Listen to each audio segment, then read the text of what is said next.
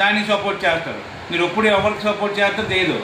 ఏ cinema అయినా బాగుంటేనే చూస్తారని ప్రజలందరికీ తెలుసు. మీరు చెప్పక్కర్లేదు. వేరే గారు, రోజా గారు శ్రీశక్తి బస్సుల కోసం మాట్లాడుతున్నారు.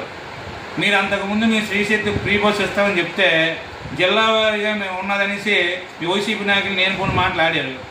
ఈరోజు రాష్ట్రం మొత్తం 5 బస్సులు 5 క్వాలిటీలు పెట్టి రాష్ట్రం మొత్తం కూడా మహిళలు తిరగడానికి ఫ్రీగా పెడితే దాని మీద మళ్ళీ మీరు మాట్లాడడం ఎంతవరకు కరెక్ట్ అని అడుగుతున్నాం. మీరు అప్పుడు ఎన్నో పథకాలు ఇస్తామని చెప్పి నవరాత్రులని రాళ్ళు చూపెట్టి ఏవి కూడా చేయకుండా మద్య నిషేధం అని చెప్పి అలాగే ఇసుక అమ్ముకొని ప్రజలు ఎంత పీడించారో ప్రజలందరికీ తెలుసు. కాబట్టి ఈరోజు మిమ్మల్ని ఓడించడం మీకు సిగ్గు లేకుండా మాట్లాడుతున్నారు. సినిమాల కోసం కూడా సినిమాలు కూడా రాజకీయం చేస్తున్నారు. అల్లు అర్జున్ పోటీ పెట్టుకుని రాజకీయం చేస్తారు.